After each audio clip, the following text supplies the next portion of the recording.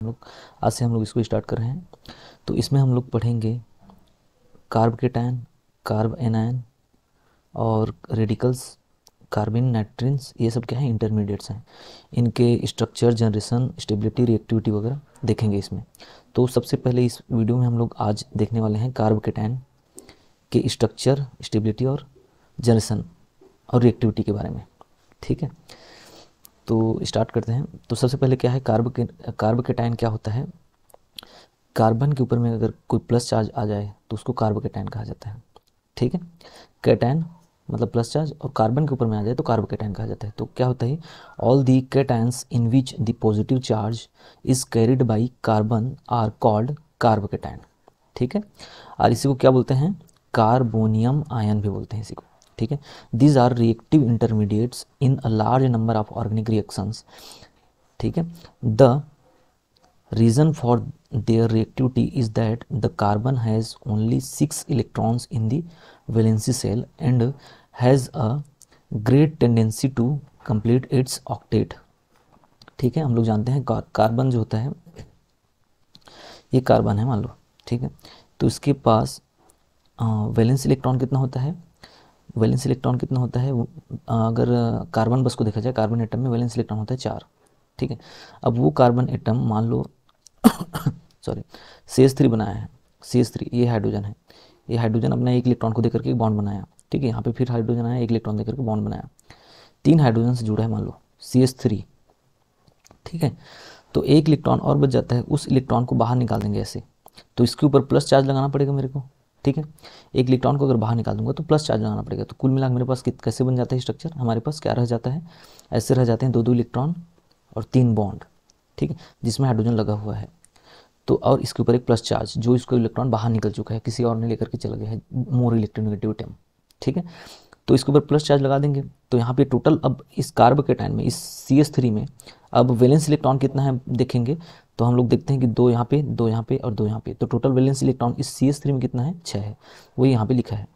ठीक है, क्या लिखा है, the reason for their reactivity is that the carbon has only 6 electrons in the valence shell and has a great tendency to complete its octet। Octet करने का tendency इसके पास अधिक बढ़ जाता है। ठीक है, क्योंकि इसके पास 6 इलेक्ट्रॉन है, 2 इलेक्ट्रॉन और मिलेगा तो इसका क्या हो जाएगा, ऑक्टेट कंप्लीट हो जाएगा, 8 इलेक्ट्रॉन हो जाएगा। ठीक है, तो इसलिए ये बहुत रिएक्टिव होता है 2 इलेक्ट्रॉन लेने के लिए। ठीक है, कार्ब केटायन जो होता है बहुत रिएक्टिव होता है। ठीक है, यहाँ पे कार्ब केटायन ऐसे ही रहेगा हमेशा, यहाँ पे H की जगह में R भी आ सकता है।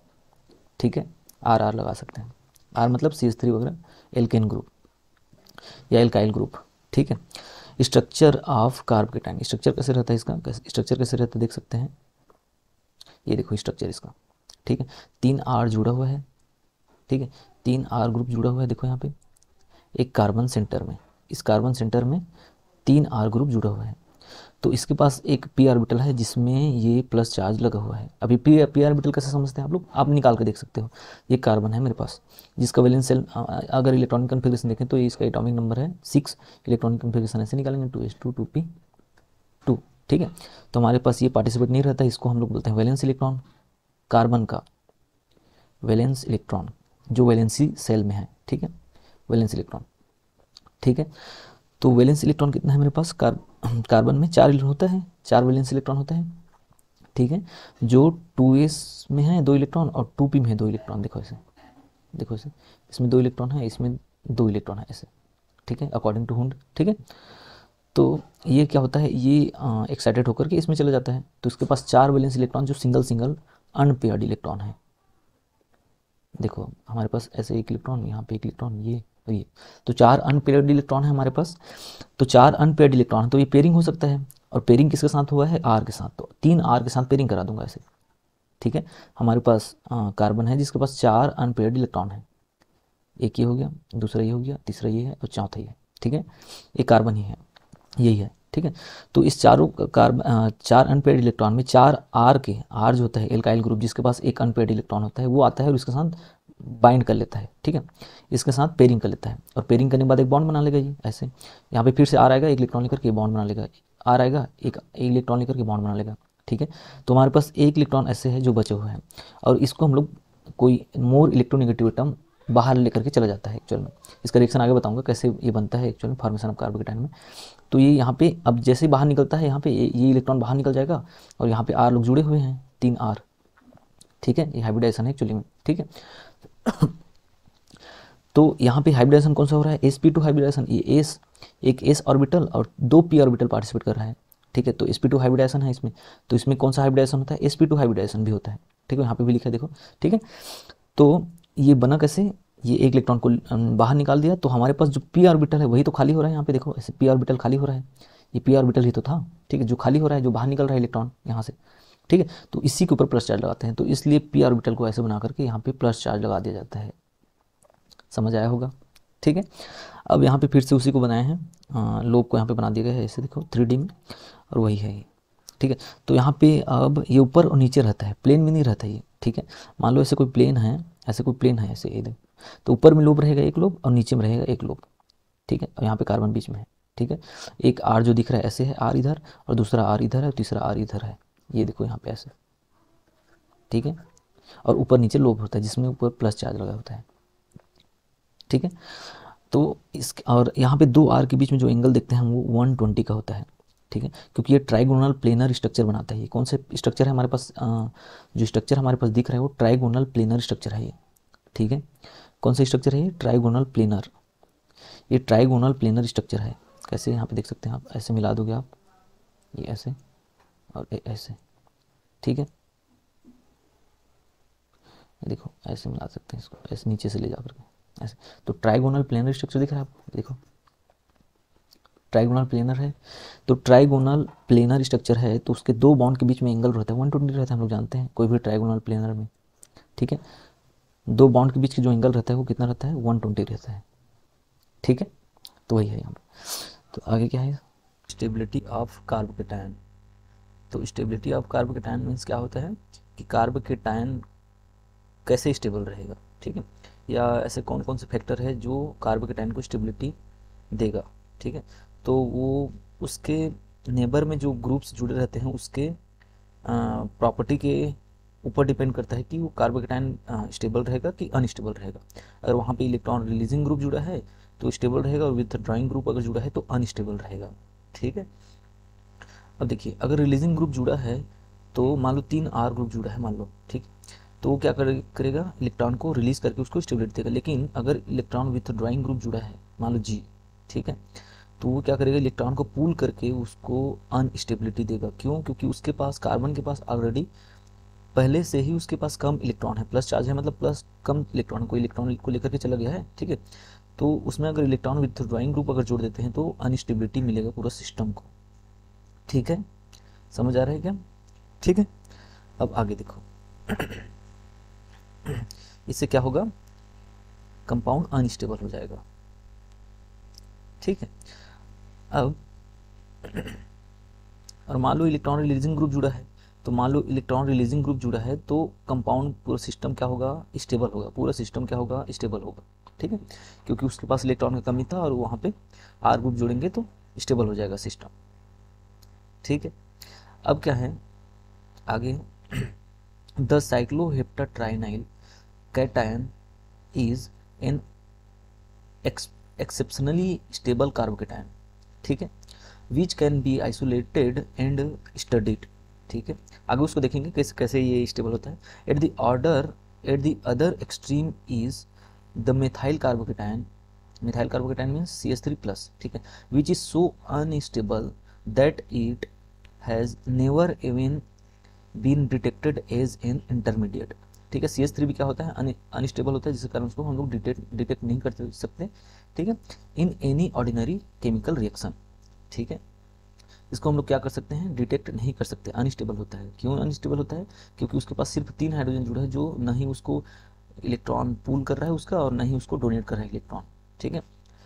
तो ये इंटरमीडिएट जो होता है अनस्टेबल होता है। हम लोग इंटरमीडिएट ही पढ़ रहे हैं जितने भी चार्ज हैं, ठीक है। In between these 2 extremes there exist a whole spectrum of carbocations, some can be isolated, some are detectable but not isolable, and others can be generated only under extreme conditions, ठीक है। some carbocations are listed below in the order of their decreasing relative stability, ठीक है। आगे मैं बताया हूँ stability order के according. देखो यहाँ पे साइक्लोहेप्टा ट्राइनिल बोल रहा था मैं, तो ये साइक्लोहेप्टा ट्राइनिल कैटायन है, ठीक है, जो सबसे ज़्यादा स्टेबल होता है। अब ये सबसे ज़्यादा स्टेबल क्यों होता है, देखो यहाँ पे 5, 6, 8, 10 एग्जाम्पल है यहाँ पे, उसमें से सबसे ज़्यादा स्टेबल साइक्लोहेप्टा ट्राइनिल होता है। क्यों? क्योंकि इसमें ना एरोमेटिसिटी होता है, ठीक है, एरोमेटिसिटी आ जाता है, प्लस चार्ज जैसे ही आता है तो एरोमेटिसिटी आ जाता है। कैसे एरोमेटिसिटी आ जाता है? क्योंकि उसमें 3 पाई बॉन्ड होते हैं जिसके कारण वो स्टेबल हो जाता है, ठीक है। उसके बाद क्या आता है, ट्राइफिनाइल मिथाइल कार्बोकेटायन, ठीक है, 3 बेंजीन रिंग वाला दिख रहा है देखो। उसका डाइफिनाइल मिथाइल कार्बोकेटायन, ठीक है। तो सबसे पहले इसमें एरोमेटिसिटी आ जाता है ना, ठीक है। साइक्लोहेप्टाट्राइनिल कैटायन जो है वो मोस्ट स्टेबल इसलिए है क्योंकि उसमें एरोमेटिसिटी आ जाता है। और सबसे लेस स्टेबल क्या है, CH3, ठीक है। और अगर CH3 में एक हाइड्रोजन को रिप्लेस करके हम लोग R ग्रुप जोड़ देते हैं, ठीक है, तो R ग्रुप जोड़ देते हैं तो प्लस रिलीजिंग ग्रुप है, प्लस I इफेक्ट देता है, या तो फिर प्लस H इफेक्ट देता है। रिलीजिंग ग्रुप है ना, तो रिलीजिंग ग्रुप है तो वहाँ पे इलेक्ट्रॉन की कमी का भरपाई करेगा, इसलिए उस सिस्टम को थोड़ा सा स्टेबिलिटी देगा। अगर CH3 में एक CH3 में एक हाइड्रोजन को हटा करके एक और CH3 जोड़ देते हैं तो वो CH3 as a R work करता है, ठीक है। R बोल सकते हैं उसको, मिथाइल, ठीक है, या एल्काइल ग्रुप। R मतलब एल्काइल ग्रुप होता है, ठीक है, रेडिकल ग्रुप, ठीक है, मिथाइल रेडिकल या एल्काइल रेडिकल भी हो सकता है। अगर 2 ठो हाइड्रोजन को हटा करके 2 CH3 जोड़ देते हैं तो उससे ज़्यादा स्टेबल हो जाएगा, ठीक है, इससे ज़्यादा स्टेबल हो जाएगा 2 अगर CH3 जोड़ देंगे तो, ठीक है। क्यों? क्योंकि उसमें 2 तरफ से उसको इलेक्ट्रॉन रिलीजिंग ग्रुप मिल रहा है, 2 तरफ से इलेक्ट्रॉन मिलने की संभावना है, ठीक है। तो उसके बाद अगर डबल बॉन्ड जोड़ देते हैं तो वो उससे भी ज़्यादा स्टेबल हो जाता है। क्यों? क्योंकि इसमें पाई बॉन्ड का पूरा शिफ्टिंग होता है, उसमें सिर्फ प्लस आई या प्लस एच इफेक्ट ही लग रहा था, लेकिन इसमें प्लस आर इफेक्ट लगता है जिसके कारण पाई बॉन्ड पूरा शिफ्ट होकर के उसको स्टेबिलिटी दे सकता है, ठीक है। तो रिजोनेंस हो सकता है इसमें, ठीक है, रिजोनेंस जहाँ पे होता है स्टेबिलिटी होता है ना, ठीक है, इसलिए यहाँ पे स्टेबल हो जाएंगे उन तीनों से, ठीक है। तो यहाँ पे प्लस आर इफेक्ट जो है सबसे डोमिनेंट होता है प्लस एच से और प्लस आई से भी, इसको आप लोगों को याद रखना है, मेमोरी में रखना है, ठीक है। क्या करना है, प्लस आर इफेक्ट सबसे डोमिनेंट होता है प्लस एच से और प्लस आई से, ठीक है। प्लस आई सबसे कम होता है, सबसे लास्ट में आता है, ठीक है। अगर तीनों इफेक्ट लगता रहेगा तो प्लस आर को डोमिनेंट फैक्टर मानेंगे, ठीक है। उसके बाद यहाँ पे रिजोनेंस बेंजीन है, बेंजीन क्या करता है, रिजोनेंस में पार्टिसिपेट कराएगा, तो यहाँ पे 3 रिजोनेटिंग स्ट्रक्चर बन सकता है, ठीक है, जिसके कारण ये उससे भी ज़्यादा स्टेबल हो गया, ठीक है। इसमें रिजोनेंस ही हो रहा है लेकिन वो डबल बॉन्ड वाला रिजोनेंस से इसमें 3 ठो डबल बॉन्ड है, देख लो, जिसके कारण ये ज़्यादा स्टेबल हो जाएगा, रिंग में घूमना चालू हो जाएगा, क्या, चार्ज, ठीक है। और ये प्लस आर ही इफेक्ट दे रहा है ये भी बेंजीन, ठीक है। अगर 3 मिथाइल ग्रुप जोड़ देते हैं तो 3 प्लस एच इफेक्ट मिल रहा है जिसके कारण वो उससे भी ज़्यादा स्टेबल हो जाता है, ठीक है। क्यों हो जाता है? क्योंकि 3 प्लस एच इफेक्ट मिल रहा है। अब इसमें दो फिनाइल ग्रुप जुड़ा है जो प्लस आर इफेक्ट दे रहा है, और इसमें 3 फिनाइल ग्रुप जुड़ा है जो प्लस आर इफेक्ट दे रहा है। तो 2 फिनाइल वाला उससे स्टेबल हो गया, उसके बाद 3 फिनाइल वाला, उसके बाद मोस्ट स्टेबल हो गया एरोमेटिक वाला, ठीक है। क्यों मोस्ट स्टेबल हो गया? क्योंकि एरोमेटिसिटी डोमिनेंट फैक्टर होता है सबसे ज़्यादा, ठीक है। This resonance forms can be written for triphenyl carbocation in which positive charge is on the central carbon atom, ठीक है। दस देखो यहाँ पे देखो स्ट्रक्चर में दिख रहा है फिनाइल ग्रुप जुड़ा है और उसका रेजोनेटिंग स्ट्रक्चर है, 3 फिनाइल ग्रुप जुड़ा है, ठीक है ना, THPH लिखा है वही फिनाइल ग्रुप ही है, और एक रिंग बना दिया गया है।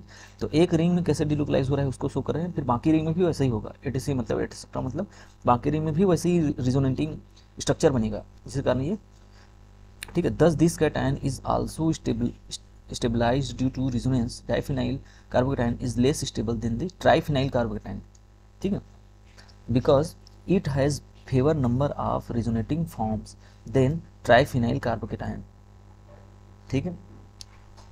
Triphenyl methyl and diphenyl methyl carbocation have been isolated as solid salts and these salts are unavailable commercially, ठीक है। These carbocations are further stabilized if they have electron donating substituent, ठीक है। वही बोल रहा है कि ट्राइफिनाइल मिथाइल कार्बोकेटायन या डाइफिनाइल मिथाइल कार्बोकेटायन क्या हो सकता है, कमर्शियली अवेलेबल हो सकता है सॉल्ट के फॉर्म में, ठीक है। तो ये ट्राइफिनाइल है और ये क्या है, डाइफिनाइल है, ठीक है।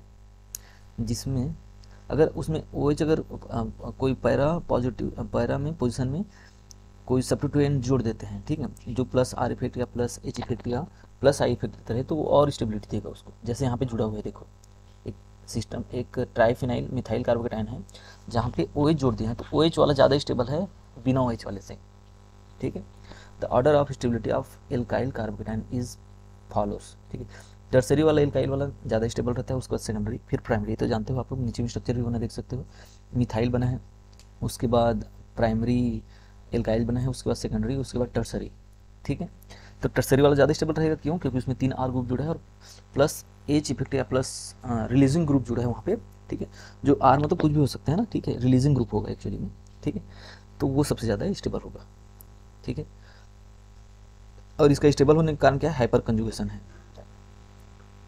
हाइपर कंजुगेशन कैसे होता है आगे बताऊंगा मैं, ठीक है। एक्चुअल में जो CH3 रहता है प्लस H इफेक्ट और प्लस I इफेक्ट दोनों इफेक्ट देता है, तो प्लस H इफेक्ट को डोमिनेंट मानते हैं। प्लस H इफेक्ट मतलब हाइपर कंजुगेशन ही बोल रहा हूँ मैं, ठीक है। आगे कैसे होता है बता रहा हूँ अभी, ठीक है। तो प्लस R सबसे डोमिनेंट होता है प्लस H से और प्लस I से भी, ठीक है। इस तीनों को इफेक्ट को आप लोगों को याद रखना है, जो स्टेबिलिटी देता है किसको, कार्बोकेटाइन को, ठीक है। यही क्या करता है, स्टेबिलिटी देता है। और सबसे ज़्यादा स्टेबिलिटी कौन देता है? प्लस R इफेक्ट, उसके बाद प्लस H इफेक्ट, फिर उसके बाद प्लस I इफेक्ट, ठीक है। तो प्लस यहाँ पे जो अगर CH3 जोड़ूंगा तो प्लस H इफेक्ट ही दे रहा है, ठीक है। उसमें 2 प्लस H इफेक्ट है, इसमें 1 है, इसमें 0 प्लस H इफेक्ट है, ठीक है। तो हाइपर कंजुगेशन इसमें 0 है मिथाइल में, ठीक है। यहाँ पे 3D स्ट्रक्चर बना है उसी का ही, मिथाइल, उसके प्राइमरी, उसके बाद सेकेंडरी, फिर टर्सरी, ठीक है। तो उसका स्टेबिलिटी का ऑर्डर ऐसे हो जाएगा, ठीक है। ये CH3 है, ये CH3 CH2 प्लस है, और ये CH3 एक और CH3 मतलब CH के ऊपर मतलब एक और CH3 जुड़ा रहेगा, और CH3 यहाँ पे C के ऊपर में प्लस चार्ज, फिर CH3, फिर CH3, ठीक है। तो ये सबसे ज़्यादा स्टेबल हो जाएगा। उसके बाद देखिए, according to hyperconjugation, hyperconjugation कैसे होता है? The electrons of an XCH example है, ठीक है, CH bond can be delocalised into the unfilled p orbital of positive carbon atom, thus spreading the charge over all such bonds. Several hyperconjugative resonance forms can be written, each having this same number of covalent bonds as the first structure, ठीक है।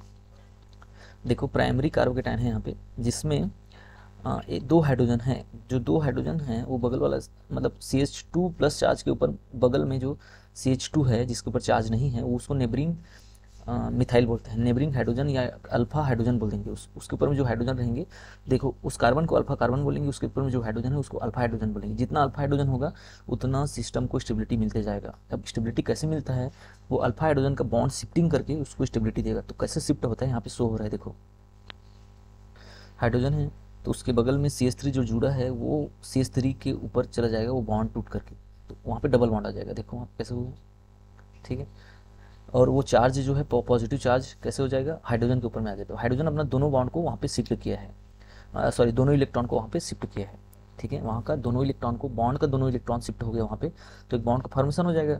और bond का formation वहाँ पे अगर हो जाएगा तो उधर बॉन्ड नहीं रहेगा, तो वहाँ पे बॉन्ड नहीं रहेगा, तो वहाँ पे प्लस चार्ज लगाना पड़ेगा, ठीक है। तो ऐसे एक तरफ के हाइड्रोजन से हुआ तो दूसरी तरफ नीचे तरफ भी एक हाइड्रोजन है, उससे भी हो सकता है, पॉसिबिलिटी है ना। तो इसलिए वहाँ पे 2 मतलब टोटल 3 रिजोनेटिंग स्ट्रक्चर बन गया यहाँ पे, ठीक है। एक पहले जिसके ऊपर मिथाइल के ऊपर पॉजिटिव चार्ज था CH2 के ऊपर में, उसके बाद दूसरा हाइड्रोजन के ऊपर में आ गया, तीसरा फिर से हाइड्रोजन नीचे वाले हाइड्रोजन के ऊपर में आ गया, ठीक है। तो 2 हाइपर कंजुगेटिव फॉर्म्स बने हैं यहाँ पे, ठीक है। हाइपर कंजुगेटिव फॉर्म्स बोलेंगे, हाइपर कंजुगेटिव स्ट्रक्चर्स बोलेंगे इसको, ठीक है। रिजोनेटिंग स्ट्रक्चर नहीं बोलेंगे क्योंकि हाइपर कंजुगेशन हो रहा है यहाँ पे, ठीक है। और अगर CH3 CH2 के ऊपर में अगर हम लोग हाइड्रोजन को हटा करके 2 CH3 जोड़ देते हैं, ठीक है। अभी एक ही CH2 जुड़ा था और एक R जुड़ा था, तो 2 CH3 जोड़ देते हैं तो 3 हाइड्रोजन अल्फा हाइड्रोजन, हमारे पास 6 अल्फा हाइड्रोजन हो जाते हैं। तो चल 6 अल्फा हाइड्रोजन से उसको स्टेबिलिटी मिलेगा, इसलिए सबसे उससे भी ज़्यादा स्टेबल हो जाता है, ठीक है। एक CH3 CH2 प्लस की तुलना में उससे ज़्यादा स्टेबल हो जाता है। 2 CH3 अगर जोड़ दूंगा तो, इसलिए मैं बोल रहा था सेकेंडरी वाला ज़्यादा स्टेबल होता है, ठीक है, देखिए यहाँ पे देखिए सेकेंडरी वाला ज़्यादा स्टेबल है प्राइमरी से, ठीक, उसके बाद बिना मिथाइल वाले से, ठीक है, आप देख सकते हैं, ठीक है। तो आगे आइए, वापस आ जाइए। तो अगर दो C3 जोड़ देते हैं तो हाइपर कंजुगेशन कैसे होता है आगे मैं बता रहा हूँ। यहाँ पे एक स्ट्रक्चर है, देखो लोब का जो क्या बोलते हैं ओवरलिपिंग कैसे होता है उसको शो हो रहा है थोड़ा सा। हाइड्रोजन का जो बॉन्ड होता है उसके ऊपर वो दोनों आपस में ओवरलिपिंग होते हैं, ठीक है।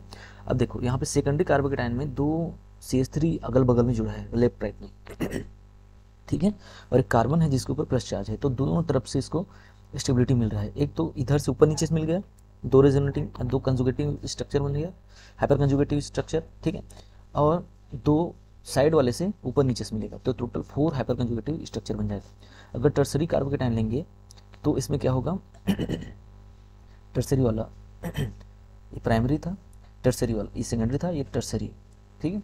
तो टर्सरी में क्या है, 3 CH2 तीनों साइड से जोड़ दिए हैं और बीच में कार्बोकेटाइन है। तो कार्बोकेटाइन को एक साइड से ऊपर नीचे हाइड्रोजन से तो मिलेगा, दूसरे साइड से भी मिलेगा और साइड से भी मिलेगा, नीचे से भी मिलेगा, तो टोटल 9 रिजोनेटिंग स्ट्रक्चर बन जाएगा। सॉरी, इसमें कितना रिजोनेटिंग स्ट्रक्चर बन जाएगा, 6 बना था, ठीक है। रिएक्शंस आप कार्बोकेटाइन, अब यहाँ पे रिएक्शंस देखिए, सॉरी देख, कॉम्बिनेशन विथ न्यूक्लियोफाइल, न्यूक्लियोफाइल के साथ कंबाइन कर सकते हैं क्योंकि उसके ऊपर प्लस चार्ज है, न्यूक्लियोफाइल में माइनस चार्ज होता है, और ये सब न्यूक्लियोफाइल्स हैं, ठीक है। न्यूक्लियोफाइल NU माइनस या OR माइनस Cl माइनस या OMe माइनस, ठीक है। यहाँ पे न्यूक्लियोफाइल एज ए न्यूक्लियोफाइल की तरह वर्क करेगा जिसके ऊपर माइनस चार्ज रहेगा, ठीक है, जिसको पॉजिटिव चार्ज पसंद रहेगा, ठीक है। तो यहाँ पे कार्बोकेटाइन है जिसके साथ वो रिएक्शन करके जुड़ सकते हैं डायरेक्टली जा करके, ठीक है। तो यहाँ पे टर्सरी अल्कोहल का फॉर्मेशन हो रहा है। उसके बाद एलिमिनेशन ऑफ प्रोटॉन, प्रोटॉन को अगर एलिमिनेट कर देंगे और अपना बॉन्ड को उधर शिफ्ट करेंगे तो हाइड्रोजन H+ फॉर्म में बाहर भी निकल सकता है, अगर वो वापस से रिजोनेंस नहीं हुआ तो, ठीक है, वो H+ में बाहर भी निकल सकता है, तो एलिमिनेशन ऑफ प्रोटॉन भी कर सकते हैं उसको, ठीक है। उसके बाद rearrangement to form a more stable carbocation, more stable carbocation बनाने के लिए रीअरेंजमेंट भी हो सकता है, ठीक है। अगर पॉजिटिव चार्ज सबसे टर्मिनल मिथाइल में है उसको मिड वाले मिथाइल में लाना है मेरे को, ठीक है, टर्मिनल में है देखो, उसको बीच में लाना है मिथाइल में चार्ज को, तो हाइड्रोजन को उधर ट्रांसफर करना पड़ेगा और उसके ऊपर पॉजिटिव चार्ज आ जाएगा, ठीक है। तो पॉजिटिव चार्ज जो आएगा उसको हम लोग सेकेंडरी कार्बोकेटाइन बोलेंगे, और जो मोर स्टेबल रहेगा प्राइमरी कार्बोकेटाइन से, ठीक है। ये मोर स्टेबल रहेगा, क्यों, दो ठो CH3 जुड़ गया है इसलिए। और अगर टर्सरी, देखो यहाँ पे प्राइमरी है और बगल में टर्सरी बनने की संभावना है, पॉसिबिलिटी है, नीचे वाले एग्जांपल जो है उसमें 1-2 शिफ्ट होगा ऑफ मिथाइल ग्रुप, ठीक है, मिथाइल ग्रुप का 1-2 शिफ्ट होगा जिसके कारण वो टर्सरी कार्बोकेटाइन भी बन सकता है नीचे वाला, देखो, ठीक है। तो आज का सेशन यहीं पे ख़त्म करते हैं, थैंक यू फॉर वॉचिंग। अगर आपको वीडियोस पसंद आते होंगे तो सब्सक्राइब कीजिए, लाइक कीजिए, शेयर कीजिए, और अगर कुछ डाउट रहता होगा तो आप कमेंट बॉक्स में कमेंट कर सकते हैं, और कुछ वीडियो का अगर डिमांड होगा तो आप उसमें टाइप कर सकते हैं, ठीक है। Thank you for watching.